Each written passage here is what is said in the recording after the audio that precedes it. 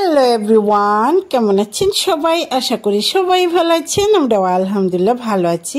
আজকে হলো মঙ্গলবার আর সকালের ব্রেকফাস্ট তো দেখিয়েই দিলাম। আর দুপুরের জন্য রান্না করব এখানে আলু, বেগুন, সাথে কমনকার মাছ আর হলো ধুন্দুল ভাজি। তো সব কিছুই কাটাকুটি করে নিয়েছি। এখন কড়াইয়ের মধ্যে আমি তরকারিটা বসিয়ে দিব। তরকারি রান্না করার জন্য প্রথমেই তেল দিয়ে দিয়েছিলাম কড়াইয়ের মধ্যে, কড়াই গরম করে তার উপরে দিয়ে দিয়েছি গোটা জিরা, তারপরে দিয়ে দিলাম কাঁচামরিচ, পেঁয়াজ, আর তারপরে একটু নাড়াচাড়া করে নিয়ে তারপরে ভালো করে ভেজে নেব। আর আমি তরকারি সবসময় এভাবেই রান্না করি। তো আমি যা কিছু রান্নাবান্না করি, আমি কাউকে কিন্তু রান্নাবান্না শিখাই না। তো আমি যেভাবে যখন রান্না করি তো সেটাই আর কি আপনাদের সাথে শেয়ার করি। তো এই তো এখানে মাছ দিয়ে দিলাম, মাছ দিয়ে তার উপরে দিয়ে দিলাম হলুদ গুঁড়া, মরিচের গুঁড়া, ধনিয়া গুঁড়া, স্বাদ মতো নুন দিয়ে তারপরে একটু পানি দিয়ে দিলাম যাতে করে মাছগুলো নিচের দিকে লেগে না যায়। লেগে না গেলে মানে লেগে গেলে তো ভেঙে যাবে। মাছগুলো যেহেতু কষিয়ে রান্না করব তো আমি এভাবেই মাছগুলো কষিয়ে নিচ্ছি। তো এইভাবে মানে কষিয়ে রান্না করলেও কিন্তু তরকারি ভালোই লাগে। তো আমি এখন আরও একটু পানি দিয়ে দিলাম যাতে করে ভালো করে কষিয়ে যাওয়ার পরেও কিছু একটু অবশিষ্ট পানি থাকে। আর সেই পানির মধ্যেই আমি যেহেতু তরকারি কষিয়ে নেব ওই জন্য এই তো দেখুন নাড়াচাড়া করে দিচ্ছি মাঝখানে একবার। এখন আবারও একটু ঢাকনা দিয়ে ঢেকে দিলাম। এখন আবারও খুলে দিলাম। কিছুক্ষণ পরে দেখুন ভালো করে কিন্তু মাছগুলো কষানো হয়ে গিয়েছে। আর এখন আমি একটা প্লেটের উপরে মাছগুলো তুলে নিচ্ছি। তো মাছগুলো তুলে নিয়ে তার উপরে মানে যেগুলো অবশিষ্ট ঝোল আছে তো সেগুলোর মধ্যেই বেগুন আলু ঢেলে দিলাম। আর এভাবেই আমি সবসময় কষিয়ে রান্না করলে করি। আর এই তো এখন নাড়াচাড়া করে নিলাম। আর একটু মশলা কম হলে ভালো হতো।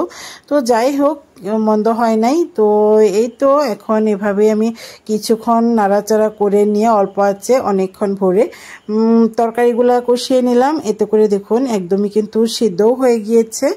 আর এই মানে সবজিগুলো ভালো করে কষিয়ে গিয়েছে।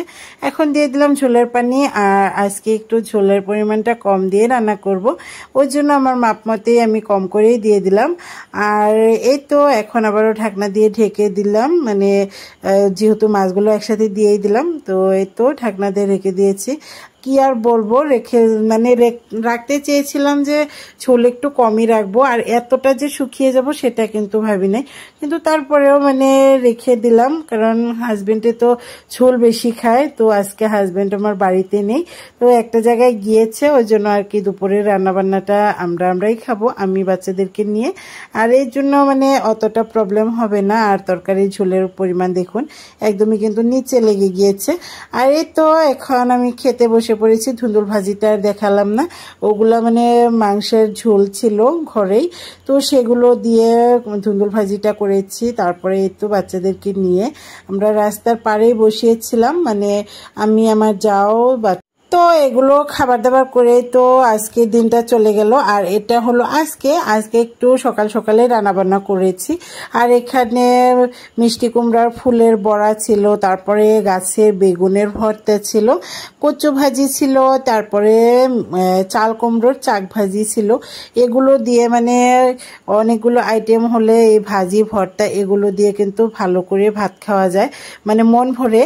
তো আমি অনেক দিন হলো মাছ মাংস এগুলো খেতে খেতে কেমন যেন বোরিং হয়ে যাচ্ছি, ওই জন্য ভাবলাম আজকে এটা সেটা করি। তো আমার যাওয়াও রান্নাবান্না করেছে, ও আমাকে দিয়েছে এগুলো, মানে ওই জন্য আমি আর কোনো কিছুই রান্নাবান্না করি নাই, শুধু এই কুমড়োর চাক ভাজি এগুলোই করে নিলাম। তো এই তো এগুলো দিয়ে এখন খাবার দাবারটা কমপ্লিট করলাম। আর এই তো আজকের এই এলোমেলো ভিডিওটি আপনাদের কাছে কেমন লাগলো অবশ্যই কমেন্ট করে জানাবেন। যদি ভালো লেগে থাকে অবশ্যই একটা লাইক করে দিবেন। যদি ফেসবুক পেজ থেকে দেখছেন তাহলে অবশ্যই ফলো করে দিবেন। আর যদি ইউটিউব থেকে দেখছেন অবশ্যই মানে ইউটিউব চ্যানেলটা সাবস্ক্রাইব করে দিবেন। আর পাশে থাকা ছোট্ট বেল বাটনটি প্রেস করে দিবেন। আজকের মতো এখানে বিদায় নিয়ে নিচ্ছি। আল্লাহ হাফেজ।